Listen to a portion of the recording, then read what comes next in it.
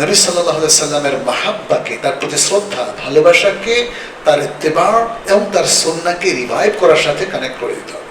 যদি সেভাবে আমরা করতে পারি তাহলে আমাদের জীবন হবে সার্থক, সমাজ হবে সুন্দর, পরিবার হবে সফল, সুখী এবং রাষ্ট্র উন্নয়নের দিকে যাবে। মনে রাখবেন প্রিয় উপস্থিতি, মনে রাখবেন যত উন্নয়নের গল্প শোনানো হয়, যদি ঈমান আকীদার উন্নয়ন না হয়, যদি আখলাকের এবং নৈতিকতার উন্নয়ন না হয়, কোনো দেশই কোনোদিন সুপ্রতিষ্ঠিত হবে না। আম্মা বা'দ, يقول الله عز وجل في سورة الأحزاب: لقد كان لكم في رسول الله أسوة حسنة لمن كان يرجو الله واليوم الآخر وذكر الله كثيرا. ويقول أيضا: وإنك لعلى خلق عظيم. সম্মানিত উপস্থিতি, সূরাতুল আহজাবের আয়াতের আলোকেই আজকে আমরা আলোচনা পেশ করব ইনশাআল্লাহ। আয়াতটির অর্থ হচ্ছে, আল্লাহ সুবহানাহু ওয়া তাআলা বলছেন, নিশ্চয়ই তোমাদের জন্য রাসূলুল্লাহর মধ্যে রয়েছে উসওয়াতুন হাসানাহ, উত্তম আদর্শ। যারা আল্লাহ এবং আখিরাত দিবসের প্রত্যাশা করে এবং আল্লাহকে বেশি বেশি স্মরণ রাখে। রাসূলুল্লাহ সাল্লাল্লাহু আলাইহি সাল্লামের মধ্যে সমগ্র মানব জাতির একটা আদর্শ রয়েছে, মানেই হচ্ছে তিনি জীবনের প্রত্যেকটা ক্ষেত্রে ঈমান এবং আকীদায়, ইবাদতে এবং মুআমালাতের হালাল হারামে, আখলাকে এবং যাবতীয় মানবিক গুণাবলীতে তিনি সবার জন্যে মহান আদর্শ। ইংরেজিতে যাকে আমরা বলি রোল মডেল। তিনি সারা জগতের সবার জন্যে আদর্শ, সেটি এখানে তুলে ধরা হয়েছে।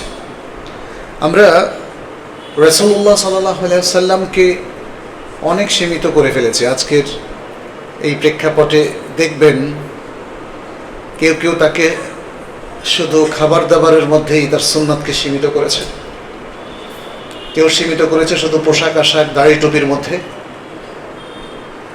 কিন্তু তিনি তো ছিলেন সার্বজনীন এক ব্যক্তিত্ব। আল্লাহ সুবহানাহু ওয়া তাআলা তাকে পাঠিয়েছিলেন পুরো আল আলামিনের জন্য, বিশ্ব জগতের জন্য। ওমা আরসালনাকা ইল্লা রাহমাতাল লিল আলামিন, আল্লাহ সুবহানাহু ওয়া তাআলা স্পষ্ট করে ঘোষণা করেছেন। অতএব তিনি যেহেতু সারা জাহানের জন্য রোল মডেল, অতএব তাকে সেভাবেই কিন্তু আমাদের অধ্যয়ন করতে হবে, জানতে হবে। এই জায়গাটা আমাদের ঘাটতি আছে। আমরা কেউ কেউ শুধু পোশাক আশাকে তাকে ফলো করি, কেউ কেউ তাকে সালাতের মধ্যে ফলো করি, অন্য জায়গায় কিন্তু কোনো খবর নাই। কিন্তু একজন মুমিন হিসাবে এবং একজন মুসলিম হিসাবে জীবনের প্রত্যেকটা ক্ষেত্রে তাকে আমাদের রোল মডেল হিসাবে মেনে নিতে হবে। সেটি হোক আমাদের ব্যক্তিগত জীবন, কিংবা পারিবারিক জীবনে, আমাদের সমাজ জীবনে, আমাদের অর্থনৈতিক কর্মকাণ্ডে, আমাদের যে কোনো ট্রানজ্যাকশানে, আমাদের রাজনীতি এবং সব জায়গায়। নবী সাল্লাল্লাহু আলাইহি সাল্লাম তো মদিনায় যে রাষ্ট্র কায়েম করেছিলেন, সে রাষ্ট্রের প্রধান ছিলেন না, তিনি সেনাপতিও ছিলেন, তার নিরাপত্তা বাহিনীও ছিল, পুলিশ বাহিনী ছিল, গোয়েন্দা বাহিনী ছিল। অতএব প্রত্যেকটা ক্ষেত্রে নবী সাল্লাল্লাহু আলাইহি সাল্লামের একটা মডেল আছে। তিনি আমাদের রোল মডেল, আমাদের উপর ফরজ হচ্ছে সেই মডেলটা ফলো করা। নবী সাল্লাল্লাহু আলাইহি সাল্লামেরও প্রশাসনিক কর্মকর্তারা ছিলেন, কর্মচারীরা ছিলেন, যাকাত, সাদাকা এবং রাষ্ট্রীয় আরো কোষাগার সংরক্ষণের দায়িত্ব তারা পালন করতেন। নবী সাল্লাল্লাহু আলাইহি সাল্লাম তিনি স্বামী ছিলেন, বাবাও ছিলেন, তিনি জামাইও ছিলেন, তাই না? আবু বকর ওমর রাদিয়াল্লাহু তাআলা জামাই, তো মেয়ের জামাই, আবার শ্বশুরও ছিলেন। সুবহানাল্লাহ। যেদিক থেকে তাকে আপনারা বিবেচনা করেন না কেন, সব জায়গাতেই তিনি একজন মডেল ছিলেন, সবার যে কোনো পার্সপেক্টিভ থেকে। তো আজকে সে বিষয়টা আমি আপনাদের সামনে একটু সংক্ষেপে তুলে ধরব যে নবী সাল্লাল্লাহু আলাইহি সাল্লামকে আমরা উসওয়ায়ে হাসানা হিসাবে গ্রহণ করেছে, এর অর্থটা কি সেটা, এবং তিনি আমাদের জীবনের কোন কোন ক্ষেত্রে উসওয়া, একটু ভেঙে ভেঙে আমরা বলবো ইনশাআল্লাহ। উসওয়া আরবি শব্দ, এটা কোরআনিক শব্দ, উসওয়াতুন হাসানা। উসওয়া মানে হচ্ছে কদওয়া, আমরা বলি না ইক্তেদা, আবার মুসল্লিদেরকে বলে কি মুক্তাদি, যদি ইমাম থাকে কি হয় মুক্তাদি। কেন তিনি মুক্তাদি? কারণ তিনি ইক্তেদা করেছেন। কার ইক্তেদা করেছেন? ইমামের। আর কদওয়া মানে হচ্ছে হুয়াল্লাযী ইউক্তাদা বিহি, সেই ব্যক্তি যাকে সবাই অনুসরণ করে, আর এই কারণে তিনি রোল মডেল, অর্থাৎ আদর্শ, অন্যদের জন্য দৃষ্টান্ত, নামুযাজ। তাহলে উসওয়া শব্দটা আমরা দেখি আল কোরআনে ব্যাপকভাবে ব্যবহৃত হয়েছে, এবং তার দ্বারা উদ্দেশ্য হলো নবী সাল্লাল্লাহু আলাইহি ওয়াসাল্লামকে এমন একজন সম্মানিত ব্যক্তি এবং শেষ নবী ও রাসূল হিসাবে গ্রহণ করা, যাকে আমরা আমাদের কথাবার্তা, আমাদের কাজকর্ম, আমাদের ইবাদত, আমাদের মুআমালাতের হালাল হারাম, আমাদের আখলাক, আমাদের সকল কর্মকাণ্ডে যাকে আমরা অনুসরণ করব। আচ্ছা, এখন যে আয়াতটা আমি বললাম সূরাতুল আহজাবের, লাকাদ কানা লাকুম ফি রাসূলিল্লাহি উসওয়াতুন হাসানাহ, এই আয়াতের মধ্যে বেশ কয়েকটা শিক্ষা আছে।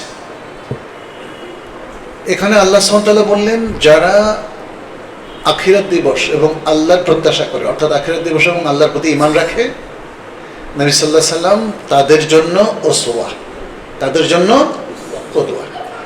এখন আমাদেরকে একটু ভাবতে হবে, আমার কি ঈমান আছে? আমি কি আখিরাতে বিশ্বাস করি?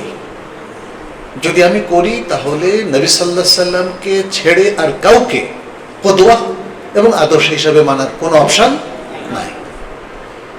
এখন নিজের বিচার আমরা নিজেরাই করতে পারি, আমি কি আমার জীবনের প্রত্যেকটা ক্ষেত্রে নবী সাল্লাল্লাহু আলাইহি সাল্লামকে কদওয়া হিসাবে গ্রহণ করেছি কিনা? এই আয়াত প্রমাণ করে ইমানদার প্রত্যেক ব্যক্তির উপর ফরজ হচ্ছে নবী সাল্লাল্লাহু আলাইহি সাল্লামকে কদওয়া হিসাবে গ্রহণ করা। দ্বিতীয় আরেকটি হচ্ছে ইক্তেদা করা, নবী সাল্লাল্লাহু আলাইহি সাল্লামের ইক্তেদা করা, অর্থাৎ তাকে কদওয়া হিসাবে নেওয়া। এটা আপনার ঈমানের প্রমাণ, এটা আপনার ঈমানের প্রমাণ। যদি আমাদের কেউ নবী সাল্লাল্লাহু আলাইহি সাল্লামের ইক্তেদা থেকে সরে যায়, তাহলে তার ঈমানটাও নিশ্চিহ্ন হয়ে যাবে, ঈমান আর থাকবে না। তৃতীয় যে বিষয়টা, সেটি হচ্ছে নবী সাল্লাল্লাহু আলাইহি ওয়াসাল্লামকে কদওয়া হিসেবে গ্রহণ করা শুধু একটা বা দুটো ক্ষেত্রে নয়, ফি মুখতালিফি জাওয়ানিবিল হায়াত, জীবনের যতগুলো ক্ষেত্র আছে প্রত্যেকটা ক্ষেত্রে তিনি আমাদের রোল মডেল। অতএব কেউ যদি বলে যে না, আমি ব্যক্তিগতভাবে তাকে পছন্দ করি কিন্তু সামাজিকভাবে না, তাই না? আমাদের সমাজে কিন্তু এরকম বহু লোক আছে, মুখে বলে না, মুখে বললে তো বিপদ, কিন্তু তারা হয়তো বা মনে মনে সম্মান করে, আর বাকি অন্যান্য ক্ষেত্রে তাকে নির্বাসন দণ্ড দেওয়া হয়েছে, প্রশাসনে, প্রতিষ্ঠানে, সামাজিকতায়, রাজনৈতিক কর্মকাণ্ডে। নবী সাল্লাল্লাহু আলাইহি সাল্লামের সুন্নাহ এখানে নির্বাসিত, ঠিক না? এটা মানে শুধু একটা রাষ্ট্রে নয়, অনেক রাষ্ট্রে এটা আমরা দেখতে পাচ্ছি। চতুর্থ যে বিষয়টা, সেটি হচ্ছে নবী সাল্লাল্লাহু আলাইহি সাল্লামের ইক্তেদা করা, এটা প্রতীকী কাজ নয়। আপনি একটা মিছিল বের করলেন, আমাদের দেশে অনেকে জশ্নে জুলুস করে, ব্যাস ইক্তেদা হয়ে গেল। নবী সাল্লাল্লাহু আলাইহি সাল্লামের কিছু মানে তার জীবন জন্মকে কেন্দ্র করে কিছু আমল করে, কিংবা রবিউল আউয়াল মাস আসলে অনেকগুলো অ্যাক্টিভিটিস তারা শো করে, এটা হলো প্রতীকী জিনিস। ইক্তেদা, নবী সাল্লাল্লাহু আলাইহি ওয়াসাল্লামের ইক্তেদা, এটা শিআর বা প্রতীকী জিনিস না। এটা কি হওয়া উচিত? এটা হওয়া উচিত সুলুকুন আমালি। আপনার জীবনের প্রত্যেকটা সুলুক, আচরণে, আমলে নবী সাল্লাল্লাহু আলাইহি ওয়াসাল্লামের সুন্নাহ উদ্ভাসিত হতে হবে। তাহলেই বোঝা গেল যে আপনি সুন্নাহর ইত্তেবা করছেন, নবী সাল্লাল্লাহু আলাইহি সাল্লামকে রোল মডেল হিসেবে গ্রহণ করছেন। দেখেন, আমাদের দেশে অনেক তরুণদের কাছে নবী সাল্লাল্লাহু আলাইহি সাল্লামের মর্যাদা কিন্তু একজন ফুটবলারের চাইতেও কম। সত্য, আপনি হয়তো হতবাক হচ্ছেন, নবী সাল্লাল্লাহু আলাইহি ওয়াসাল্লামের মর্যাদা একজন ক্রিকেটারের চাইতেও কম। একজন ক্রিকেটার যে ঝুঁটি বাঁধে, ফুটবলার যে ঝুঁটি বাঁধে দেখেন, তার অনুসারী তরুণরা কিন্তু সেটা করে। আবার আরেকটা শ্রেণী আছে, নাটক কিংবা সিনেমার গায়ক কিংবা গায়িকা, নায়ক কিংবা নায়িকা, তাদের মর্যাদা নবী সাল্লাল্লাহু আলাইহি ওয়াসাল্লামের কাছে তাদের কাছে বেশি। এটি কিন্তু আমরা কখনো মিলায় দেখি না। আর একটু পর্যবেক্ষণ করলে দেখবেন আপনার ঘরেও সেই সমস্যা থাকতে পারে। আপনার সন্তানের রোল মডেলকে, প্রিয় ব্যক্তিকে জিজ্ঞেস করেছেন কখনো? আপনার মেয়েকে কিংবা সন্তানকে? এখানে কিন্তু অনেক প্রবলেম। অনেক দিনদার ব্যক্তির ফ্যামিলিতেও এই সমস্যা আমরা দেখি। অতএব নবী সাল্লাল্লাহু আলাইহি ওয়াসাল্লামের ইক্তেদা মানে এটা আচরণ এবং জীবনের সর্বক্ষেত্রে ইক্তেদা। এটাকে শুধু পোশাকে ইক্তেদা করলে হবে না, সিজনাল ইক্তেদা করলে হবে না, অথবা বিশেষ দিবসের ইক্তেদা করলে হবে না। আচ্ছা, নবী সাল্লাল্লাহু আলাইহি ওয়াসাল্লামের তাহলে ইক্তেদা আমরা দেখি যে কোরআনের কি আরো অন্যান্য আয়াতে আছে? হ্যাঁ, অসংখ্য আয়াতে আছে। কিছু উল্লেখ করছি। নবী সাল্লাল্লাহু আলাইহি ওয়াসাল্লামের যেমন সূরা আল ইমরানের 31 নম্বর আয়াতে আল্লাহ তাআলা বলছেন, কুল ইন কুনতুম তুহিব্বুনাল্লাহা ফাত্তাবিউনি ইউহিব্বুকুমুল্লাহু ওয়া ইয়াগফির লাকুম যুনুবাকুম। সুবহানাল্লাহ, কি চমৎকার একটা আয়াত। হে রাসূল, আপনি বলে দিন, যদি তোমরা আমাকে ভালোবেসে থাকো তাহলে কি করো? ফাত্তাবিউনি, আমার অনুসরণ করো, আমার ইত্তেবা করো, মিশে বের করো না, আমার অনুসরণ। ইত্তেবা নবী সাল্লাল্লাহু আলাইহি ওয়াসাল্লাম কি কখনো এখন যেভাবে মানুষ চর্চা করে এভাবে করেছেন? বলেন সাহাবায়ে কেরাম। ধরলাম তো নিজেরটা নিজে করা যায় না, তো সাহাবায়ে কেরাম তাবেউন, ইমাম আবু হানিফা রাহিমাহুল্লাহর নেতৃত্বে হয়েছে কখনো এরকম কিছু, যেটা এখন দেখি আমরা? আচ্ছা, এরপর আরেকটা আয়াত সূরাতুল হাশরে আল্লাহ তাআলা বলছেন, ওয়া মা আতাকুমুর রাসূলু ফাখুযুহু ওয়া মা নাহাকুম আনহু ফান্তাহু। রাসূল তোমাদের কাছে যা নিয়ে এসেছেন তা তোমরা গ্রহণ করো, আর যা থেকে নিষেধ করেছেন তা তোমরা বর্জন করো। বর্জনটা কিন্তু কমপ্লিটলি করতে হবে, কারণ বর্জন করা কোনো কাজ না, শুধু বিরত থাকলে হলো, আর করাটা হলো কাজ। রাসূল আমাদের কাছে যে ফরজ, ওয়াজিব বা সুন্নাহ আমলের বার্তা নিয়ে এসেছেন, এটা আমরা করব যথাসম্ভব। 5 ওয়াক্ত ফরজ সালাত পড়তে হবে না, রমাদানের সিয়াম, হজ ফরজ হলে রাখতে হবে, যাকাত ফরজ হলে দিতে হবে। আবার দেখেন এখানেও একটু ছাড়ও আছে। আপনি দাঁড়িয়ে সালাত পড়তে পারছেন না, তাহলে বসে পড়েন। বসেও পারছেন না, তাহলে শুয়ে পড়েন। ফরজ সালাতের ক্ষেত্রে বলা হচ্ছে। নফল সালাত তো সুস্থ অবস্থায়ও বসে পড়া যায়। তাহলে এখানে দেখা যায় নবী সাল্লাল্লাহু আলাইহি ওয়াসাল্লাম যে নির্দেশনা নিয়ে এসেছেন, আমাদের যে করণীয় কাজগুলোর তিনি নির্দেশ দিয়েছেন, সেগুলো আমরা যথাসম্ভব পালন করব। কিন্তু যেগুলো থেকে নিষেধ করেছেন আল্লাহ এবং আল্লাহ রাসূল সাল্লাল্লাহু আলাইহি ওয়াসাল্লাম, সেগুলো সর্বতোভাবে বর্জন করতে হবে। যেমন আপনি এক কথা বলতে পারবেন না যে আমি যথাসম্ভব সুদ বর্জন করব, কারণ কিছু সম্ভব না হলে সেটা খাবো। যথাসম্ভব মানুষের হক নষ্ট করা থেকে বিরত থাকবো, আর সুযোগ মতো কিছু কিছু হক নষ্ট করব। বিরত থাকার বিষয়গুলো মানে নিষিদ্ধ কাজগুলো সর্বতোভাবে বর্জন করতে হবে। আরেকজনের জমি দখল করা, দেখেন এখানে কিন্তু আবার একটা অনেক কীর্তিকলাপ লাগে, তাই না? তো সেটা আপনি করতে যাবেন কেন? আপনি শুধু বিরত থাকবেন, সিম্পলি। সিগারেট পান করবেন না, তামাক খাবেন না, ঘুষ খাবেন না, সুদ খাবেন না, চুরি চামারির সাথে কোনো সম্পর্ক রাখবেন না, অন্যায় কাজের কোনো সমর্থক সাজবেন না। এগুলো থেকে সর্বতোভাবে বিরত। দেখেন ইসলামের যে এই যে দৃষ্টিভঙ্গি, নবী সাল্লাল্লাহু আলাইহি ওয়াসাল্লাম এই যে একটা তারবিয়ত সেই জেনারেশনকে দিয়েছিলেন, তারা সেটা পরিপূর্ণভাবে পালন করেছেন বলেই সেই সমাজ কিন্তু পাপমুক্ত হয়েছিল। আর আজকে আমাদের এই সমাজে আমরা নামাজ পড়ি, সিয়াম রাখি, হজও করি, কিন্তু নিষিদ্ধ কাজগুলো কি বর্জন করা হয়? প্রচুর মুসল্লি অনেক নিষিদ্ধ কাজের সাথে জড়িত আছে, প্রচুর রোজাদার অনেক নিষিদ্ধ কাজের সাথে জড়িত আছে। যারা আজকে অনেক টাকা যাকাত দেন, এরা আবার দুর্নীতির মাধ্যমে অনেকে, আমি সবার কথা বলছি না, টাকা ইনকামও করে। ফলে এই সমাজ তো এইভাবে কখনো কলুষ মুক্ত হবে না, পাপ মুক্ত হবে না। আল্লাহ এবং তার রাসূল সাল্লাল্লাহু আলাইহি ওয়াসাল্লামের পক্ষ থেকে ওয়াদা হচ্ছে এই ইনস্ট্রাকশনটা ফলো করতে হবে। যথাসম্ভব ভালো কাজ করবেন, কিছু না পারলে না করবেন, বাট খারাপ কাজটা সর্বতোভাবে বর্জন করতে হবে। আচ্ছা, এরপর আরেকটি আয়াত, মান ইউতি'র রাসূলা ফাকাদ আতা আল্লাহ। আল্লাহর আনুগত্যের কথা বারবার বলা হচ্ছে। আল্লাহ এখানে বলছেন রাসূল সাল্লাল্লাহু আলাইহি ওয়াসাল্লামের আনুগত্যটাই হচ্ছে আল্লাহর আনুগত্য। অতএব আজকে যারা কোরআনিয়ুন, অর্থাৎ তারা বলে কোরআন মানবো হাদিস মানবো না, তাদের বড়ই দুর্দশা। তারা রাসূলকে মানবে না, তাহলে কি আল্লাহকে মানা হলো? আল্লাহ বলছেন রাসূল সাল্লাল্লাহু আলাইহি সাল্লামকে মানা, তার সুন্নাহকে ফলো করার মধ্য দিয়েই কোরআন প্রতিষ্ঠিত হবে, আল্লাহকে মানা হবে। অতএব যে সুন্নাহকে বর্জন করবে এবং বলবে যে না সুন্নাহ মানবো না, শুধু কোরআনই আমার জন্য যথেষ্ট, তাহলে সে মূলত আল্লাহকেও মানল না। فليحذر الذين يخالفون عن امره ان تصيبه فتنه او يصيبهم عذاب اليم। এটা সূরাতুন নূরের।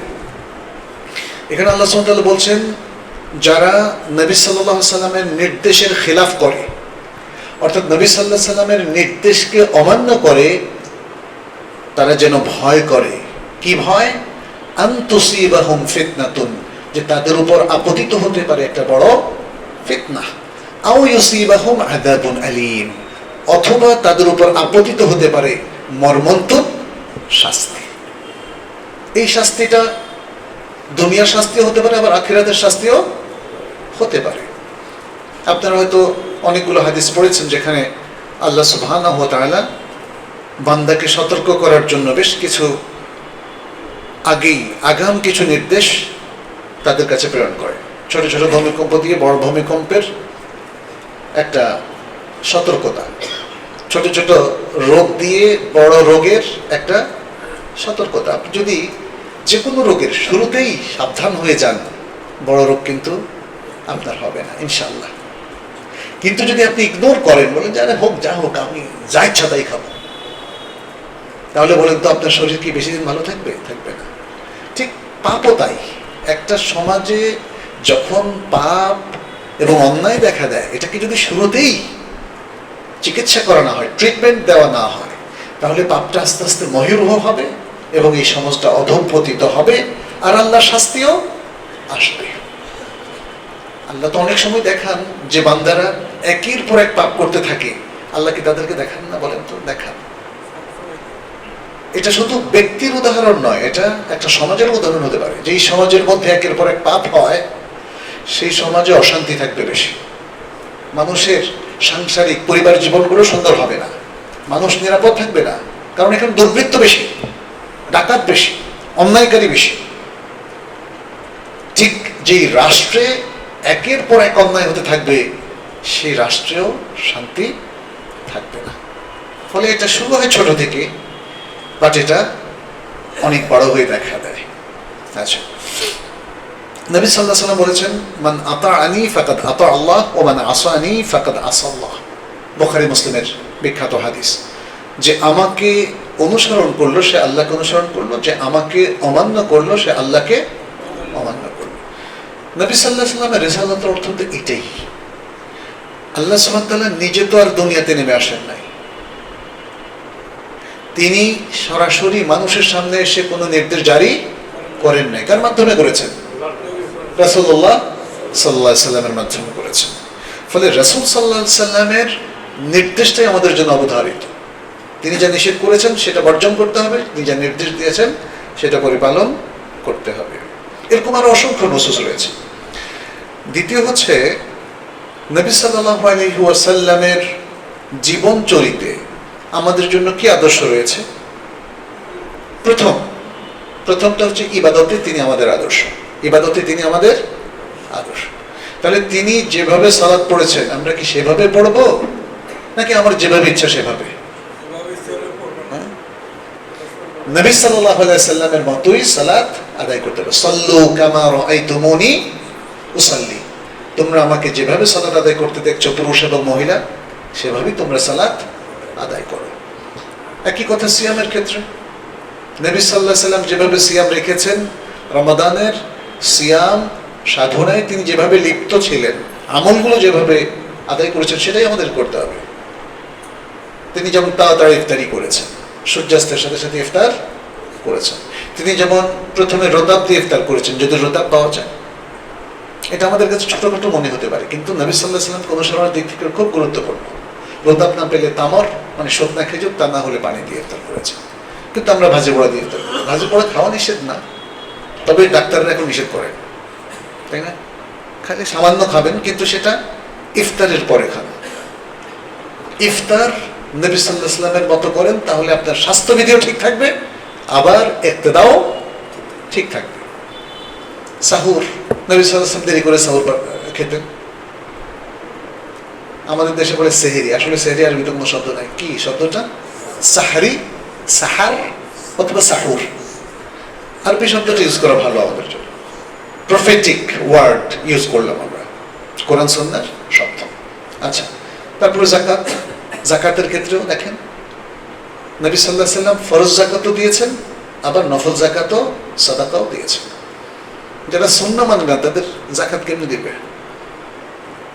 হাদিস যারা মানে না, যাকাতের হিসাব কেমনে করবে? ওসর বিভিন্ন যাকাতের হিসাব কোথায় পেয়েছি আমরা? হাদিসের মধ্যে পেয়েছি। রাকাত সংখ্যা সালাতের বড়ই সমস্যা। রাসূল সাল্লাল্লাহু আলাইহি ওয়াসাল্লামকে আসলে যারা হাদিস মানে না তাদের পক্ষে রোল মডেল মানা সম্ভব নয়। এক ব্যক্তির সাথে আমার কথা হচ্ছিল একবার, অনেক আগে। তো উনিও একই কথা বললেন যে আমি তো হাদিস মানি না। আমি বললাম কেন? হাদিস পরে মানুষ লিখছে, এটা তো নবী সাল্লাল্লাহু আলাইহি ওয়াসাল্লামের যুগে কেউ লেখে নাই। আমি বললাম সূরা ফাতিহা পড়ে অর্থ করতে পারবেন? বলে যে না। তার মধ্যে এত বড় ভয়ঙ্কর কথা কেমনে বলেন আপনি? সূরাতুল ফাতিহার অর্থ জানেন না?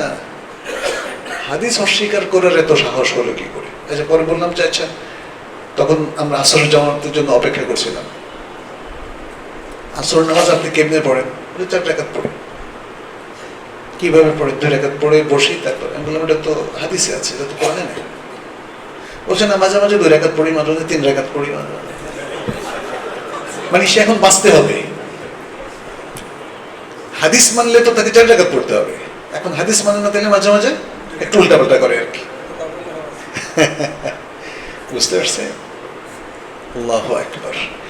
কারো না কারো পাল্লায় পড়েছে এই লোকগুলো।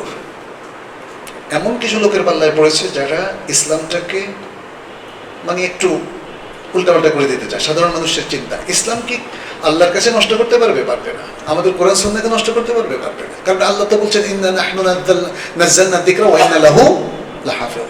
নিশ্চয়ই আমরা আয-যিকর তথা আশ-শরিয়াহ নাযিল করেছি। শরিয়া মানে কি? কোরআন এবং সুন্নাহ। কে নাযিল করেছেন? আল্লাহ। এটাকে কে হেফাজত করবেন? আল্লাহ। আল্লাহ শুধু কোরআনকে নয়, সুন্নাহকে হেফাজত করবেন এবং করেছেন।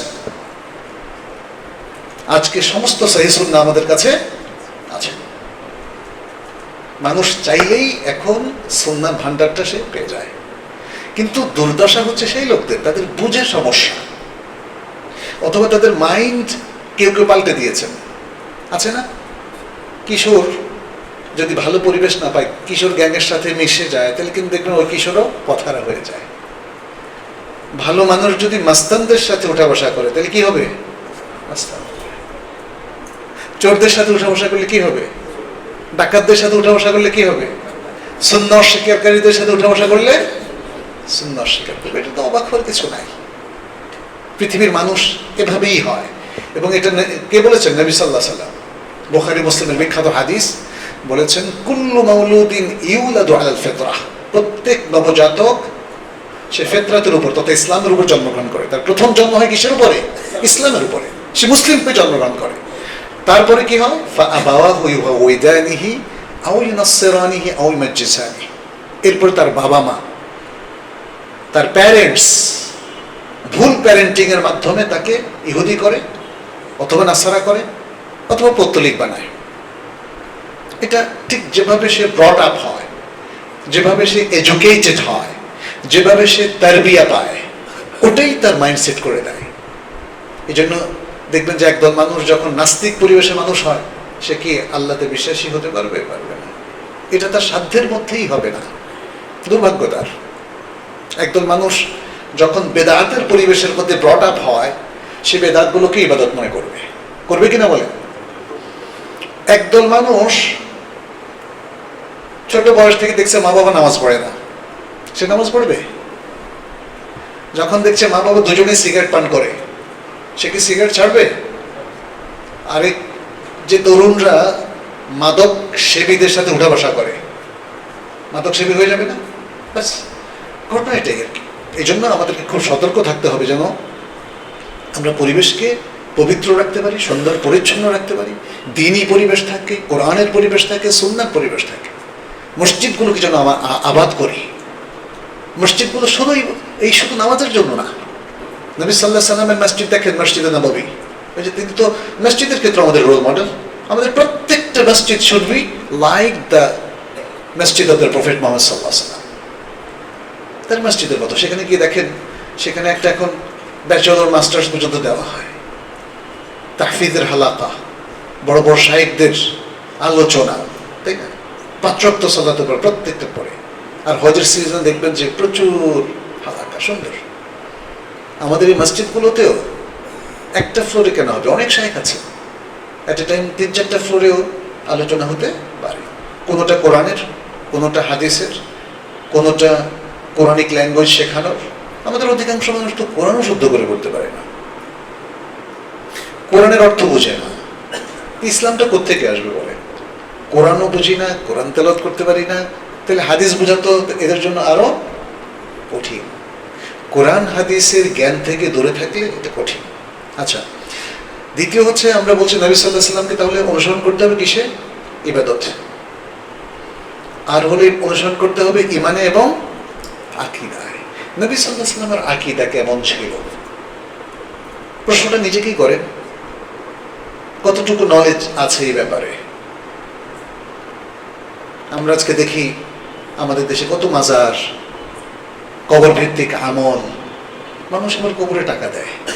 নবী সাল্লাল্লাহু আলাইহি সাল্লাম এর যুগেও তো তার ছোট ছোট সন্তানরা মারা গেছে, তার চোখের সামনে তার সাহাবারাও অনেকে মারা গেছে, তার আগে মারা গেছে না? তাদের কবরে কি উনি টাকা দিয়েছে? আচ্ছা, নবী সাল্লাল্লাহু আলাইহি সাল্লামের কবরে সাহাবায়ে কেরাম কয় টাকা করে দিত ডেইলি? একটু কি ভাবার অবকাশ আছে না? তাহলে এই দেশে এত বুদ্ধিমান মানুষ থাকতে মাজারে কেন টাকা দেয় বলেন? কিন্তু যে সাধারণ মানুষগুলো টাকা দেয়, ও কিন্তু মানত করে। দেখেছেন কি? আমি দেখেছি। আমি গোলাপশাহ মাজারের পাশে ওই যে জাতীয় গ্রন্থকেন্দ্রে সেই কিশোর বয়স থেকে যেতাম, কিন্তু যে মানুষ মানে টাকা ঢালতেছে, খুব গরিব মানুষগুলো, যেন আল্লাহ তারে বরকত দেয়। তো মাজারে টাকা দেওয়ার মধ্যে আল্লাহ কেন বরকত দিবেন? হ্যাঁ, তাই না? তারপরে আবার অনেক মানত করে, আমার যদি অসুখ ভালো হয় তাহলে আমি মাজারে 100টা টাকা দেব। ইন্না লিল্লাহি ওয়া ইন্না ইলাইহি রাজিউন। তাহলে নবী সাল্লাল্লাহু আলাইহি সাল্লামের সুন্নাহর সাথে বড় ধরনের এটা ভায়োলেশন, বড় ধরনের এটা সংঘর্ষ, বুঝতে হবে। আচ্ছা, দ্বিতীয় আমরা বলছি যে নবী সাল্লাল্লাহু আলাইহি, তৃতীয় সেটা হলো তার আখলাকের ক্ষেত্রে নবী সাল্লাল্লাহু আলাইহি সাল্লামের সুন্নাহকে অনুসরণ করা। আখলাক এটা খুব জরুরি। আমাদের অনেকেই ঠিক আছে, খুব সুন্দর দিনদার, নামাজ পড়েন, রোজা রাখেন, সব ঠিক আছে, কিন্তু আখলাকি দেখলাম যে মানুষের সাথে সুন্দর না, কথাবার্তা কঠিন, গোতা দিয়ে কথা বলে, কলজায় কষ্টটা ঢুকায় দেয়, তাই না? এবং এটা আমাদের বাংলাদেশে কিন্তু মহামারী একটা ধারণ করেছে। রাস্তায় ঘাটে চলতে গেলে দেখা যায় একটু কথা বললে আল্লাহু আকবার, কেউ যেন চেতে যায়।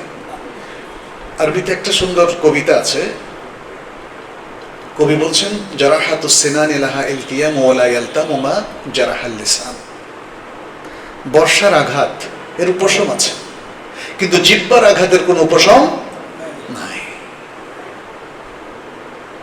আমাদের অনেক মানুষ খুব রিয়াক্টিভ আচরণ করে, সামান্যতেই গালাগালি শুরু করে, সামান্যতেই রেগে যায়, জেদ করে। এটা বিভিন্ন পরিবারের মধ্যেও আছে, স্বামী স্ত্রীর মধ্যেও আছে। তাহলে আখলাকে কিন্তু আমরা নবী সাল্লাল্লাহু আলাইহি সাল্লামকে অনুসরণ করছি না। অথচ দেখেন নবী সাল্লাল্লাহু আলাইহি সাল্লাম তার হাউস হোল্ডের সাথে কেমন আচরণ করতেন, তার ছাত্রদের সাথে, সাহাবাদের সাথে কেমন করতেন, শত্রুদের সাথে কেমন করতেন, বিদেশ থেকে যে সমস্ত অ্যাম্বাসেডররা আসতো তাদের সাথে কেমন আলোচনা করতেন। আপনারা তো জানেন মসজিদে নববীতে একটা উস্তুয়ানা আছে, এরকম উস্তুয়ানাতুল উফুদ, উস্তুয়ানাতুল উফুদ। তার মানে হচ্ছে নবী সাল্লাল্লাহু আলাইহি সাল্লামের কাছে অমুসলিম প্রতিনিধিরা এসে বসতেন, এই জন্য একটা উস্তুয়ানা সেই নামে করা হয়েছে। এক্স্যাক্টলি সেখানে বসতেন কিনা এটা প্রমাণিত না, কিন্তু বসতেন, মসজিদে নববীর ভিতরেই বসতেন। আমরা অনেক সময় বলি মসজিদে অমুসলিমরা ঢুকতে পারবে না, এই কথাটা ওইভাবে শুদ্ধ নয়। অমুসলিম প্রতিনিধির সাথে মসজিদে ইমাম সাহেব বসতে পারে, তবে অবশ্যই মসজিদের আদব আখলাক তাদের বহন করতে হবে। নবী সাল্লাল্লাহু আলাইহি সাল্লামকে দেখেন আল্লাহ সার্টিফিকেট দিয়েছেন যে তিনি আখলাকে সর্বশ্রেষ্ঠ, ওয়া ইন্নাকা লাআলা খুলুকিন আযীম। তাহলে যিনি আখলাকে সর্বশ্রেষ্ঠ তিনি তো রোল মডেল হবেন। যারা হাফ প্যান্ট পরে আর জুটি বাঁধে তারা কি আমাদের রোল মডেল হতে পারে? তরুণদের এই দশা কেন হলো এটা নিয়ে কিন্তু বোদ্ধাদের ভাবতে হবে, শিক্ষাবিদদেরও ভাবতে হবে। আমরা ক্লাসে পড়াচ্ছি, তারা প্রাইমারিতে পড়ছে, মাধ্যমিকে পড়ছে, উচ্চ মাধ্যমিকে পড়ছে, ইউনিভার্সিটিতে পড়ছে, এরপরে উল্টাপাল্টা লোকদেরকে তারা রোল মডেল বানাচ্ছে। এটা নিয়ে ভাবতে হবে না? নবী সাল্লাল্লাহু আলাইহি সাল্লামের আখলাক সম্পর্কে তার প্রিয় সহধর্মিণী আয়েশা রাদিয়াল্লাহু তাআলা আনহা বলেন, কানা খুলুকুহু আল কোরআন, তার আখলাক ছিল কোরআন। আল্লাহ তাআলা কোরআন নাজিল করলেন, আর সেই কোরআনের সমস্ত আমল দেখিয়ে দিয়েছেন কার মাধ্যমে? নবী সাল্লাল্লাহু আলাইহি সাল্লাম। এই জন্যই সুন্নাতটা এত জরুরি, কারণ কোরআনটা হলো একটা বিধিবদ্ধ আইন, নির্দেশনা, কমান্ড। আর রাসূল সাল্লাল্লাহু আলাইহি সাল্লাম সেগুলোকে বাস্তবে রূপায়িত করে দেখিয়েছেন। অতএব রাসূল সাল্লাল্লাহু আলাইহি সাল্লামের জীবন থেকে, তার কথা থেকে, তার কাজ থেকে, তার সম্মতি থেকে, তার মৌন সম্মতি থেকে যদি আপনি কোরআনের এক্সপ্লেনেশনটা এবং ব্যাখ্যাটা না নেন, তাহলে কোরআন আপনার বোঝার সমর্থ হবে না। অতএব কোরআনকে বুঝতে হবে রাসূল সাল্লাল্লাহু আলাইহি সাল্লামের সিরা এবং সুন্নাহর আলোকে। কিসের আলোকে? রাসূল সাল্লাল্লাহু আলাইহি সাল্লামের সিরা এবং সুন্নাহর আলোকে। রাসূল সাল্লাল্লাহু আলাইহি সাল্লামের আখলাকের মধ্যে কি ছিল? কিছু বলি, তার আখলাকের মধ্যে কি ছিল এটা নাদরাতুন নাঈম গ্রন্থে আপনারা পাবেন। শেখ সালেহ আল হুমাইদ, তিনি প্রফেসর ডক্টর, মক্কার তিনি ইমাম ছিলেন। তার সুপারভিশনে একদল প্রাজ্ঞবিজ্ঞ উলামায়ে কেরাম একটা গ্রন্থ রচনা করেন নবী সাল্লাল্লাহু আলাইহি সাল্লামের পছন্দনীয় যে সকল গুণ ছিল সেগুলো, আর অপছন্দনীয় গুণ যেগুলো তিনি তরক করতে নির্দেশ দিয়েছেন, এগুলো 12 খণ্ড, প্রায় 7000 পৃষ্ঠা। বাংলায় হয় নাই। আমাদের বাংলাদেশিদের কি সে সময় আছে? ঝগড়া করেই তো কুল পাই না আমরা। as-sidq, সত্যবাদিতা, আল আমানা, আমানতদারি, আর রাহমা, দয়া, অনুগ্রহ, আত-তাওয়াদু, বিনয়, আল হিলমু, সহিষ্ণুতা, আল আফু, ক্ষমা, আস-সাবরু, ধৈর্য, আল কারামু, দানশীলতা, আল ওয়াফাউ, ওয়াদা পূরণ করা, আল আদলু, ন্যায়পরায়ণতা। নবী সাল্লাল্লাহু আলাইহি সাল্লাম এর বাইরে আর অনেক সুন্দর সুন্দর গুণ ছিল, তো এগুলো কিছু উল্লেখ করলাম আমরা। নবী সাল্লাল্লাহু আলাইহি সাল্লাম আমাদের জন্য রোল মডেল মানুষের সাথে আচরণের ক্ষেত্রে। আল্লাহ তাআলা এখানে বলেন সূরাতুত তাওবার 128 নম্বর আয়াতে, বিল মুমিনিনা রাউফুর রাহিম, তিনি মুমিনদের প্রতি ছিলেন খুবই দয়াশীল, খুবই অনুগ্রহশীল। আল্লাহ সুবহানাহু ওয়া তাআলা আরো বলেছেন সূরা আল আম্বিয়ার মধ্যে, যেটা আমরা শুরুতেই কোট করেছি, ওয়া আরসালনাকা ইল্লা রাহমাতাল লিল আলামিন, আর আপনাকে আমরা সারা জাহানের জন্য রহমত স্বরূপ প্রেরণ করেছি। এই জন্য দেখেন নবী সাল্লাল্লাহু আলাইহি সাল্লাম গাছ কাটতে নিষেধ করেছে, আমরা গাছ কেটে ফেলি। নবী সাল্লাল্লাহু আলাইহি সাল্লাম পুকুর নদীর পানি নষ্ট করতে নিষেধ করেছে, আমরা নষ্ট করি। এমনকি তিনি বলেছেন স্থায়ী পানিতে পেশাবি করা যাবে না, মলমূত্র ত্যাগ করা যাবে না। কিন্তু আমাদের উত্তরবাসী কিন্তু মলমূত্র ত্যাগ করছে লেকে, আপনি যা দেখেন বাথরুমের সাথে সুয়েজ খাল দিয়ে দিয়েছে, এগুলোর দিকে তাকানোও যায় না। কাছে যাওয়া তো দূরের কথা। মাঝখানে দেখলাম যে লেকের পানিগুলো একবার ঠিক করা হলো, এখন থেকে আবার ময়লা হয়ে গেছে। নবী সাল্লাল্লাহু আলাইহি সাল্লাম দেখেন, মানে তিনি আবহাওয়ার বিশুদ্ধতা রক্ষার জন্য তিনি কিন্তু অনেকগুলো তিনি নির্দেশনা দিয়েছেন। আবার মানুষ যাতে নিষ্কলুষ থাকে, দুর্নীতিমুক্ত থাকে, অন্যায় জুলুম মুক্ত থাকে, সেগুলো তিনি সমাজে জারি করেছেন। বন্য প্রাণীকে অযথা হয়রানি করতে তিনি নিষেধ করেছেন। তাহলে আজকে পাশ্চাত্যে আমরা যেটা দেখি, দেখেন এদেশে যে এনজিওগুলো কাজ করে, তারা পরিবেশ রক্ষার জন্য কাজ করে না? ইউরোপিয়ান আমেরিকান এনজিওগুলো, তারা বন্যপ্রাণী সংরক্ষণের জন্য কাজ করে, আরো অনেকগুলো কাজ করে তারা বিভিন্ন রকম। কিন্তু এগুলোর সবগুলোর মূলনীতি কিন্তু আপনি রাসূল সাল্লাল্লাহু আলাইহি ওয়াসাল্লামের মধ্যেই পাবেন। আমাদের এখন আর সময় নাই। আমরা ইউরোপিয়ান আমেরিকানদের জন্য এই কাজগুলো দিয়ে দিয়েছি, আমাদের এখন আর সময় নাই। গাছ লাগানোর সময় নাই, অক্সিজেন বাড়ানোর সময় নাই, পরিবেশ সংরক্ষণের সময় নাই, আবহাওয়া ঠিক রাখার সময় নাই। এই যে ঢাকার আবহাওয়াটা পৃথিবীর সবচেয়ে নিকৃষ্ট আবহাওয়া, এখন এখানে সবচেয়ে বেশি সীসা, এটা নিয়ে কাজ করার সময় আমাদের নাই। নবী সাল্লাল্লাহু আলাইহি সাল্লামকে এইভাবেই আল্লাহ তাআলা সারা জাহানের জন্য রহমত করেছেন। আমরা যদি নবী সাল্লাল্লাহু আলাইহি সাল্লামকে রোল মডেল বানাতে না পারি, তাহলে আমাদের এই ঢাকা শহর বা এই বাংলাদেশের পরিবেশও সুন্দর কখনো হবে না। নবী সাল্লাল্লাহু আলাইহি সাল্লাম বলেছেন, মান লা ইয়ারহাম লা ইউরহাম। যে মানুষের প্রতি রহম করে না, আল্লাহ তার প্রতি রহম করেন না। এটা বুখারী মুসলিমের হাদিস। তাহলে আজকে যেমন ধরেন, আল্লাহ যদি আমাকে রহম না করেন, তাহলে আল্লাহর বান্দারা রহম করবে না। আপনি যদি সমাজে এমন খারাপ কিছু করেন যেটা আল্লাহ পছন্দ করেন না, সেটাকে মানুষ পছন্দ করবে? করবে না। ফলে আপনি আপনার জনপ্রিয়তা হারাবেন, মানুষ আপনার জন্য বদদুয়া করবে, মানুষ আপনার ধ্বংস চাইবে, আল্লাহর কাছে তারা আপনার বিরুদ্ধে ফরিয়াদ জানাবে। আজকে সমাজের যারা ধরেন জালিম শ্রেণী, তাদের ব্যাপারে এটা পৃথিবীর মানুষ সবসময় করে আসছে, এটা স্বাভাবিক একটা নিয়ম। অতএব মানুষের প্রতি দয়া ভালোবাসা দেখাতে হবে। আপনি যদি একজন সাধারণ মানুষও হন তবু, আর আপনি যদি মন্ত্রী মিনিস্টার হন তবু, মনে রাখতে হবে মানুষকে ভালোবাসা এটা মানবিক একটা বিষয়। এটা আল্লাহর নির্দেশ, রাসূল সাল্লাল্লাহু আলাইহি ওয়াসাল্লামের নির্দেশ। নবী সাল্লাল্লাহু আলাইহি ওয়াসাল্লাম আরেকটা হাদিসে বলেছেন, আর রাহিমুনা ইয়ারহামুহুমুর রাহমান।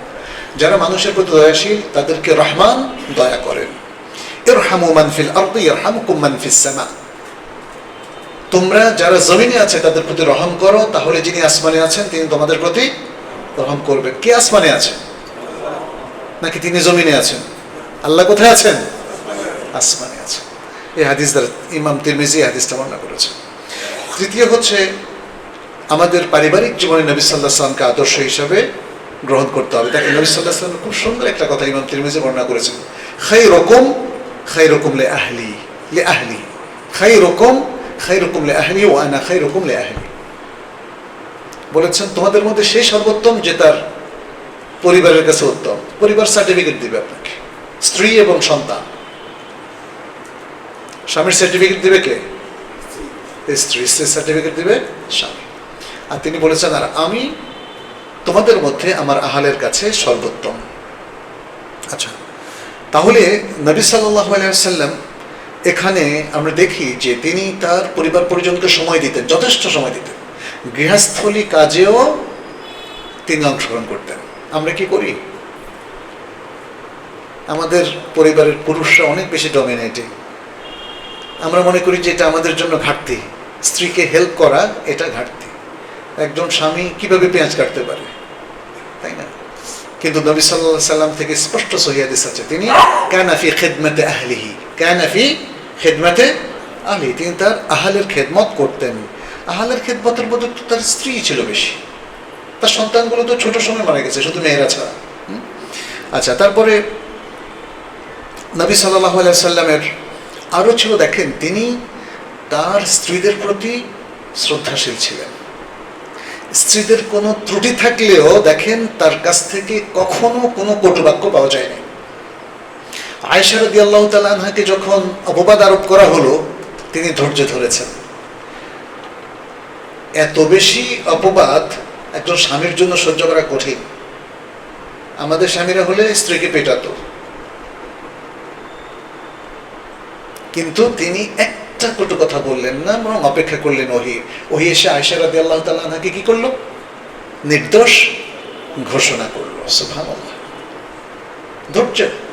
ধৈর্যের সাথে মোকাবেলা করলেন সবকিছু। ইহতিরাম, পরিবারের সবার প্রতি ভালোবাসা, শ্রদ্ধা, মমতা, তাই না? এগুলো কোথায় আজকে আমাদের? আজকে অধিকাংশ পরিবারগুলোতে ঝগড়াঝাটি দেখা যায়। তাহলে এখানে যে জিনিসটা নবী সাল্লাল্লাহু আলাইহি ওয়াসাল্লামের জীবনী থেকে আমরা পাই, এক নম্বর হচ্ছে পারস্পরিক শ্রদ্ধাবোধ এবং মমতা, দ্বিতীয় হচ্ছে ভালোবাসা, তৃতীয় হচ্ছে নেগোসিয়েশন, অর্থাৎ পরিবারের সবার সাথে আপনি কথা বলবেন, যে কোনো বিষয়ে পরামর্শ করবেন, ইভেন আপনার ছোট্ট সন্তানেরও মতামত নেবেন, তাতে তার একটা ব্যক্তিত্ব গড়ে উঠবে। নবী সাল্লাল্লাহু আলাইহি ওয়াসাল্লাম রাষ্ট্রীয় ব্যাপারে মশওয়ারা করতেন, পারিবারিক বিষয়ে মশওয়ারা করতেন, সাহাবাদের সাথে অন্যান্য বিষয়ে মশওয়ারা করতেন। তারপর হলো সবর। তারপর পরিবারের লোকদের যদি কোনো ত্রুটি হতো তিনি সেগুলো ইগনোর করতেন। আমাকেও আপনাকে ইগনোর করতে হবে, সব কিছু ধরলে শান্তি আসে না, অনেক কিছু মাফ করে দিতে হয়। আল্লাহ তাআলা বলছেন ওয়ায়াফু আন কাসীর, ওয়ায়াফু আন কাসীর, অনেক কিছুই তিনি মাফ করে দেন। তারপরে তাহাম্মুল মাসউলিয়াহ, আরেকটা রেসপন্সিবিলিটি নেওয়া, দায়িত্ব নেওয়া। বাবা মার শরীর অসুস্থ, সন্তান যেন দায়িত্ব নেয়, সন্তানকে সেভাবে করে তোলেন। সন্তান অসুস্থ, আপনার অনেক ব্যস্ততা, কিন্তু আপনাকে এইটাও পালন করতে হবে। আপনার ব্যবসায়িক ব্যস্ততা, পেশাগত ব্যস্ততার কারণে যদি আপনি সন্তানকে ইগনোর করেন বা স্ত্রীর স্বাস্থ্যের কোনো খোঁজখবরই নিলেন না, তাহলে কিন্তু সম্পর্ক ভালো থাকবে না। এরপরে হলো সন্তানদেরকে ঈমান এবং ইসলামের উপরে, আখলাকের উপরে তারবিয়াত। এটা আমাদের অধিকাংশ ফ্যামিলিগুলো কিন্তু মেনটেন করছে না। আমরা চাই কিন্তু পারি না। আমরা অনেক সময় মনে করি যে মাদ্রাসা ভর্তি করে দিলাম, হয়ে গেল, কিন্তু আসলে কি হয়ে গেল? ফ্যামিলি এডুকেশনটা খুবই জরুরি। নবী সাল্লাল্লাহু আলাইহি ওয়াসাল্লাম বাইরের প্রাতিষ্ঠানিক এডুকেশনের আগে পারিবারিক এডুকেশনের উপরে গুরুত্ব দিয়েছে। এরপরে যেটা নবী সাল্লাল্লাহু আলাইহি ওয়াসাল্লাম এর মানে আদর্শ আমাদেরকে মেনে ফলো করতে হবে, সেটা হলো তালিম এবং তারবিয়া। তালিম এবং তারবিয়া, তালিমটা হচ্ছে থিওরিটিক্যাল এডুকেশন, তাত্ত্বিক শিক্ষা। তারবিয়াটা হলো প্র্যাকটিক্যাল এডুকেশন। এই জন্য তারবিয়াটা বেশি গুরুত্বপূর্ণ আমাদের কাছে। যা জানবো, শিখবো, তা আবার আমলে রূপান্তরিত করবো, আমল করব। ইসলাম হচ্ছে থিওরি এবং প্র্যাকটিস, দুটোর নাম মনে রাখবেন। ইসলাম হলো থিওরি এবং প্র্যাকটিস। কিন্তু আমাদের অধিকাংশই মনে করে যে ইসলাম হলো থিওরির নাম, ফলে থিওরিগুলো মুখস্থ করে ফেলবো। যেমন কোরআন মুখস্থ করে ফেললাম, হাদিস মুখস্থ করে ফেললাম, মতুন মুখস্থ করলাম, ফিকহ মুখস্থ করলাম, উসুলে ফিকহ মুখস্থ করলাম, আমল শূন্য। আমরা মাদ্রাসা যখন পড়েছি তখন গ্রামার মুখস্থ করতাম, কিন্তু গ্রামার কেন? আসলে গ্রামার কাকে বলে? যে শাস্ত্র পাঠ করলে কোনো ভাষা শুদ্ধরূপে বলতে, পড়তে, লিখতে পারা যায়, তারপর গ্রামার মুখস্থ করতাম। কিন্তু শুদ্ধরূপে লেখা পড়া ওটা বাকি থেকে যেত। আজকে মুসলমানদেরও সেই দশা হয়েছে, তারা গ্রামার মুখস্থ করে কিন্তু ভাষা আর শিখে না। আপনারা দেখেন মাদ্রাসায় কি আরবি শেখানো হয় না? কয়জন মাদ্রাসা শিক্ষিত শিক্ষার্থী অথবা ওস্তাদ সবার সামনে অনর্গল আরবিতে বক্তৃতা দিতে পারে বলেন? 12 বছর পড়েও কি আরবি শেখা যায় না বলেন? তাইলে নিশ্চয়ই কোনো ত্রুটি আছে। আমাদের শিক্ষা ব্যবস্থা শুধু মাদ্রাসা না, স্কুল, মাদ্রাসা, ইউনিভার্সিটি সবখানে ত্রুটিপূর্ণ। কারণ প্রফেটিক এডুকেশন থেকে আমরা অনেক দূরে।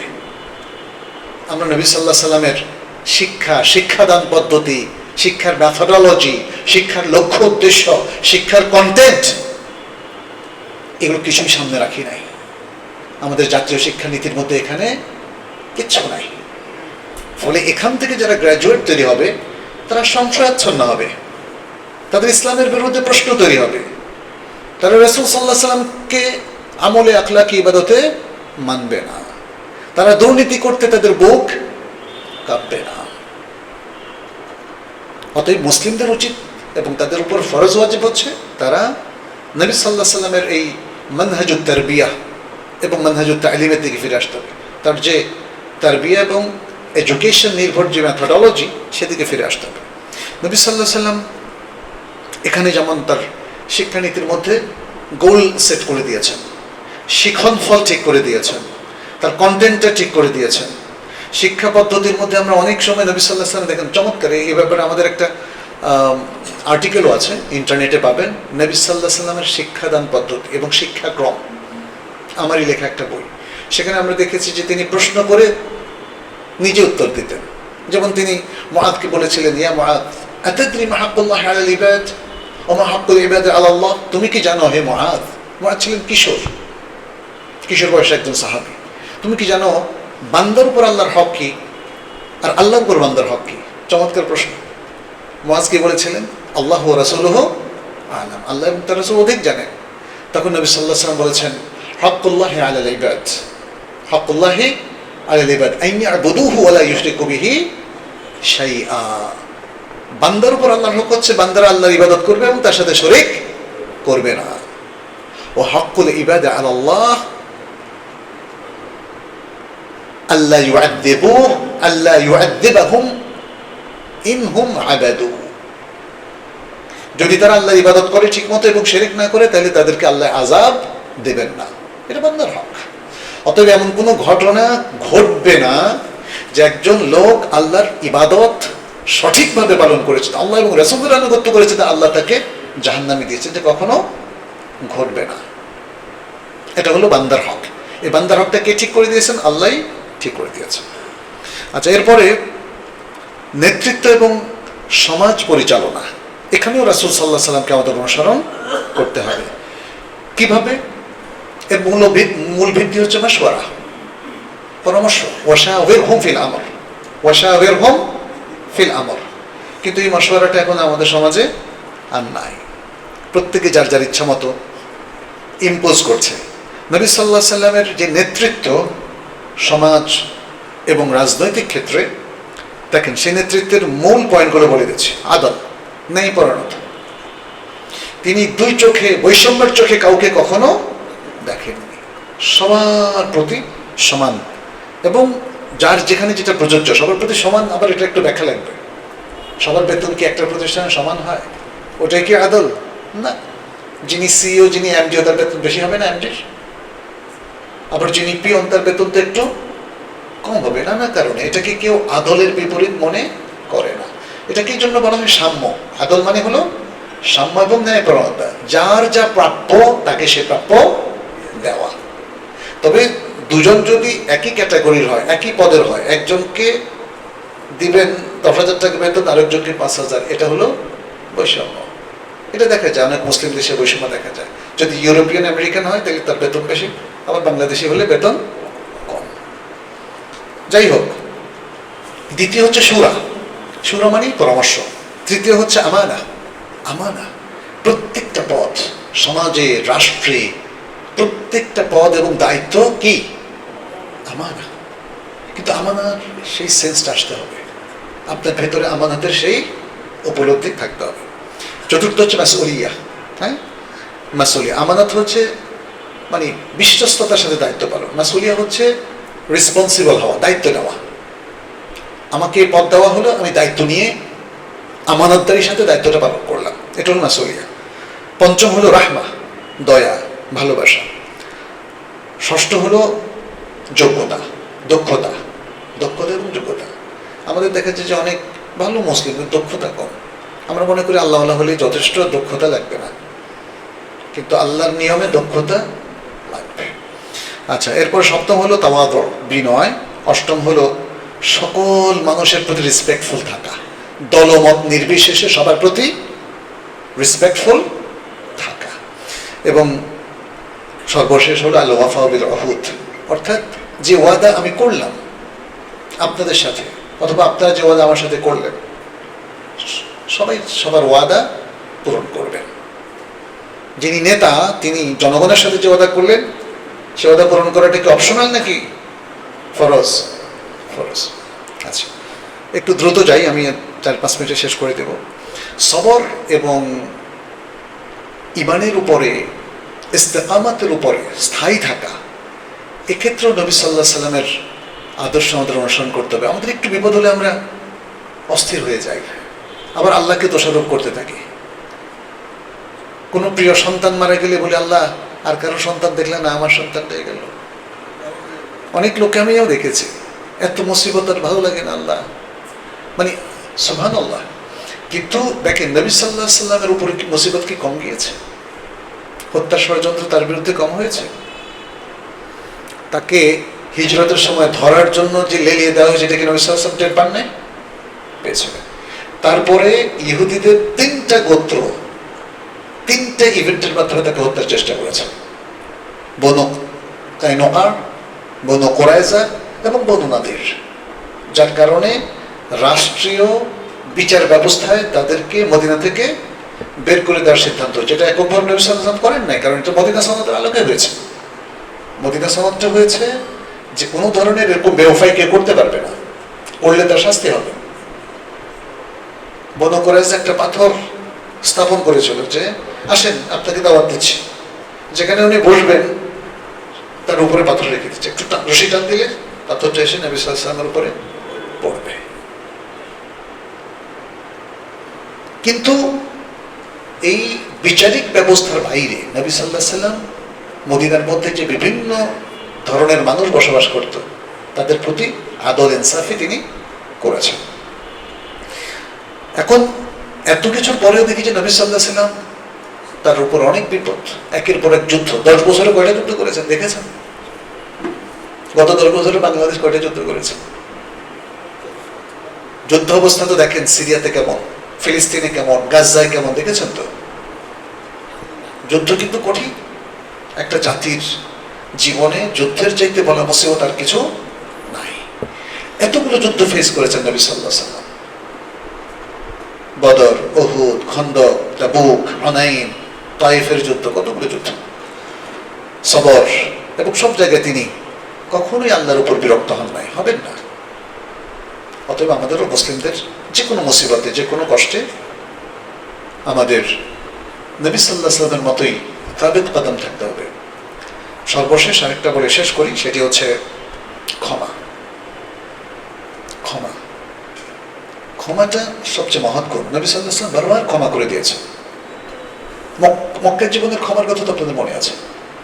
সেবার প্রায় 10,000 সাহাবী সহ 8ম হিজরি সালে নবী সাল্লাল্লাহু আলাইহি ওয়াসাল্লাম মক্কায় ঢুকলেন, অনেকটা বিনা রক্তপাতেই তো দখল করলেন। কিন্তু সেখানে যারা অত্যন্ত মানবতা বিরোধী কাজ আগে করেছে, এরকম 5 জনকে তিনি হত্যাদণ্ড দিলেন।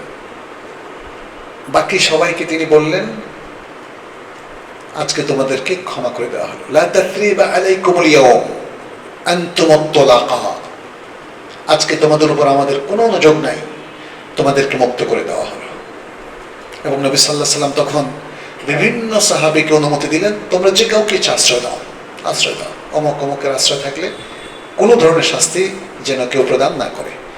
আপনারা দেখেন, একটা সৈন্যবাহিনী 10,000 একটা জনপদে ঢুকে, এমনি তো কয়েক হাজার কচু কাটা করার কথা, কতটা সংযম অবলম্বন করেছেন, কতটা ট্রেইনড ছিলেন, প্রশিক্ষণ প্রাপ্ত।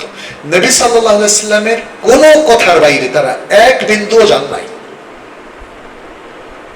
নবী সাল্লাল্লাহু আলাইহি ওয়াসাল্লাম সবাইকে ক্ষমা করলেন, সাহাবায়ে কেরাম মেনে নিলেন। আপনারা তো জানেন সেখানে কতজন সাহাবীকে মক্কায় কষ্ট দেওয়া হয়েছিল। নবী সাল্লাল্লাহু আলাইহি ওয়াসাল্লাম একটা ঘোষণার মধ্য দিয়ে মক্কার পুরো জাতিকে ক্ষমা করে দিলেন। আমরা যদি ব্যক্তিগত জীবনেও দেখি, নবী সাল্লাল্লাহু আলাইহি ওয়াসাল্লামের ক্ষমার বহু নিদর্শন পাব। তিনি তার ব্যক্তিগত জীবনে তার স্ত্রী, তার যারা কনিষ্ঠ কিংবা তার সমান সবাইকে, যেখানে যে কোনো ত্রুটি পেয়েছেন সবাইকে ক্ষমা করে দিয়েছেন। আর ক্ষমার উপর তো কোরআন হাদিসের অনেকগুলো দলিলও আছে, যেহেতু সময় বেশি লেগে যাবে এই জন্য সেটা আমি এখন পরিহার করছি। নবী সাল্লাল্লাহু আলাইহি ওয়াসাল্লামকে আল্লাহ তাআলা বলছেন, ফা'ফু আনহুম ওয়াসফাহ, তুমি তাদেরকে ক্ষমা করে দাও এবং মাফ করে দাও, 2 বার বললেন। অতএব এটা নবী সাল্লাল্লাহু আলাইহি ওয়াসাল্লামের ছিল একটা চমৎকার ঘোষণ। তা আমাদেরকে পরিশেষে বলবো যে সর্বক্ষেত্রে নবী সাল্লাল্লাহু আলাইহি ওয়াসাল্লামের এই রোল মডেলগুলো নিয়ে আমাদের আলোচনা করা উচিত। তার যে কোনো মডেল নিয়ে আলোচনার পরে আমরা আমাদের এই বর্তমান যুগে কিভাবে এগুলোকে বাস্তবায়ন করবো সেটা নিয়ে একটু আলোচনা করা উচিত। আমাদের বর্তমান যুগে বেশ কিছু সমস্যা আছে, সমস্যা এবং তারপর সমাধানগুলো আমি শেষ করি। এক নম্বর হচ্ছে, আসলে সিরাত নববী আমাদের অনেকের পড়া হয় নাই। সিরাত নববী আমাদের অনেকের পড়া হয় নাই। বহু জায়গায় আমি হাত তুলতে বলেছি, কয়জন পড়েছেন? দেখেন তো, নবী সাল্লাল্লাহু আলাইহি ওয়াসাল্লামের জীবনী আমার জীবনে ধরেন 50 বছর বা কারো 40, 45 বা 60 বছর বয়সে একবারও কি পড়া হয়েছে? অধিকাংশ হাত উঠে না। তাহলে যিনি পৃথিবীর সর্বকালের সেরা মানব, তার জীবনীটা আমরা কেন একবারও পড়লাম না? গল্প উপন্যাস তো কম পড়া হয়নি, যে বইগুলো আসলে কোনো কাজে আসবে না সেগুলো কিন্তু অনেক পড়া হয়ে যায়। এটা একটা কারণ। দ্বিতীয় হচ্ছে, নবী সাল্লাল্লাহু আলাইহি ওয়াসাল্লামের সুন্নাহকে আমরা মনে করি যে বেশভূষায় সামান্য কিছু পালন করলে হয়ে যাবে। আবার অনেকে তো বলে যেমন মিষ্টি খাওয়া সুন্নাত, লাউ খাওয়া সুন্নাত, বাস হয়ে গেল, তাই না? এই কারণে সুন্নাতটা সীমিত হয়ে গেল। তৃতীয় হচ্ছে, আমাদের এই যুগে এসে তরুণরা নবী সাল্লাল্লাহু আলাইহি ওয়াসাল্লামের সাথে কানেক্টেড হয় না, কানেক্টেড হয় সেলিব্রিটিদের সাথে, আধুনিক সেলিব্রিটিদের সাথে। আর আমাদের বাবা মাও ওইগুলো খেয়াল করে না যে আমার সন্তানটা কার সাথে কানেক্টেড, কে তার রোল মডেল। আবার দেখা যাচ্ছে বিদেশি রাজনীতিবিদরা তার রোল মডেল। চে গুভারের সাথে আমাদের কি সম্পর্ক? আমাদের মুসলিমদের কেন সে, তাই না? নেলসন ম্যান্ডেলা সাউথ আফ্রিকার কনটেক্সট অনেক ভালো মানুষ, বিশ্ব নেতা হিসেবে ঠিক আছে, বাট মুসলিমদের কাছে কি নেতৃত্বের আকাল এবং দুর্ভিক্ষ দেখে দিয়েছে যে আমরা আমাদের ইতিহাস ঘেঁটে কিছুই পাচ্ছি না? পরে পাইলাম গিয়ে আফ্রিকায় নেলসন ম্যান্ডেলা, তারপরে হয়তো দক্ষিণ আমেরিকায় গিয়ে আরেকজনকে পাইলাম, ফিদেল কাস্ট্রো, এই সেই, যাই হোক। আচ্ছা, তৃতীয় যে কারণটা সেটি হচ্ছে, ইলম এবং আমলের মধ্যে একটা বড় ধরনের দূরত্ব তৈরি হয়েছে। ইলমটা এখন শুধুমাত্র আমাদের কাছে থিওরি, আমল এটার সাথে করার কোনো প্রয়োজনীয়তা বোধ করছি না। অথচ কোরআন বলছে কাউল এবং আমল। ইমানটা কি? বিশ্বাসের পরে কাউল এবং আমল, আগে বিশ্বাস তারপরে কাউল এবং আমল।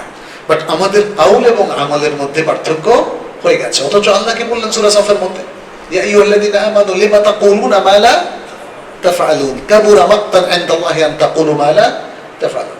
এখানে আল্লাহ বলছেন কথা কাজে মিল থাকতে হবে। তোমরা কেন এমন কথা বলছো যা তোমরা করো না? তাহলে যা বলছো, যে ভালো ভালো কথাগুলো বলছো, এগুলো করে দেখাতে হবে। আচ্ছা, তারপরে হচ্ছে আমাদের পারিবারিক শিক্ষাটার মধ্যে বড় ধরনের ঘাটতি দেখা দিয়েছে। আমাদের পরিবারগুলোতে আমরা বাচ্চাদেরকে একজন মুয়াজ্জিন অথবা মসজিদের খাদেম দিয়ে কোরআন শেখাই, দেখেন না, মানে অধিকাংশ সাধারণ শিক্ষিত ফ্যামিলিগুলো। কিন্তু ওকে আবার 4-5 হাজার টাকা দিয়ে ললিত কলা একাডেমিতে পাঠানো হয়। গান বাজনা এগুলো শিখলে একটু আধুনিক হওয়া যায়। হ্যাঁ, এইভাবে আমাদের একটা ডিস্টরশন তৈরি হয়েছে। আলহামদুলিল্লাহ, তারপরে আমরা আজকে দেখি যে অনেকেই সন্তানদের সঠিক তরবিয়াতে তারা আগ্রহী, কিন্তু ঠিক বুঝে উঠতে পারেন না যে কিভাবে ইসলামী তরবিয়ত দিতে হবে। এই প্রশিক্ষণগুলোই আমাদের এখানে হওয়া উচিত। মসজিদে, হয়তো দোতলায়, 3তলায় ওয়ার্কশপ হতে পারে, প্যারেন্টসদের, মেয়েদের জন্য আলাদা ওয়ার্কশপ হতে পারে, আবার প্রতিষ্ঠানেও হতে পারে। এই কাজগুলোর ঘাটতি পূরণ না হলে আমরা পারিবারিক শিক্ষার দিক থেকে আমরা পিছিয়ে থাকবো। আচ্ছা, এখন আমাদের সুন্নাহকে আবারও রিভাইভ করার জন্য কি করা উচিত? 5টা বা 7টা জিনিস বলে আমি শেষ করে দিচ্ছি। প্রথম হচ্ছে, আমাদেরকে তারবিয়াতি তরিকায়, অর্থাৎ যাতে আমরা মানে প্র্যাকটিক্যাল জীবনে প্রশিক্ষণ পেতে পারি, এই তরিকায় সুন্নাহ পড়তে হবে, আমলের উদ্দেশ্যে সুন্নাহ পড়তে হবে। দ্বিতীয় হচ্ছে, আমরা আমাদের হাদিস এবং নবী সাল্লাল্লাহু আলাইহি ওয়াসাল্লামের সিরাতকে আমাদের ব্যবহারিক জীবনের সাথে কানেক্ট করতে হবে। ওটা শুধুমাত্র বই গল্পের মতো পড়ে গেলাম এটা না, ব্যবহারিক জীবনের সাথে কানেক্ট করতে হবে। তৃতীয় হচ্ছে, নবী সাল্লাল্লাহু আলাইহি ওয়াসাল্লামকে আমাদের শিশু, শিক্ষার্থী, আমাদের তরুণ তরুণী, এদের সবার সামনে পেশ করতে হবে এমনভাবে যেন তিনি আমাদের সবার রোল মডেল হয়ে যান। আমরা কি আমাদের সন্তান এবং তরুণদের কাছে, তরুণ প্রজন্মের কাছে নবী সাল্লাল্লাহু আলাইহি ওয়াসাল্লামকে সেভাবে পেশ করছি কিনা যাতে তারা তাদের প্রধান রোল মডেল হিসেবে তাকে গ্রহণ করে?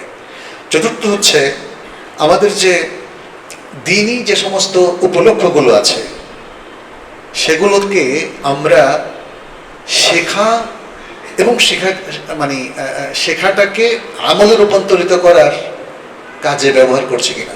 যেমন ধরেন আমাদের এখানে বিবাহ হয়, আমি দেখলাম বিবাহগুলো খুবই সংক্ষিপ্ত হয়, এখানে কোনো ভালো নসিহা হয় না।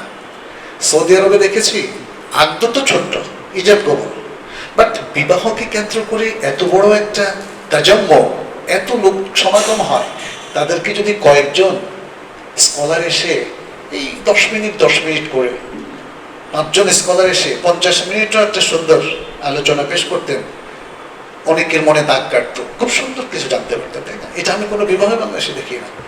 সৌদি আরবে একবার দেখলাম আমরা মদিনায় একটা বিবাহে আদ্য হবে সন্ধ্যায়, কিন্তু লোকজন আসা শুরু করেছে জোহরের পরে।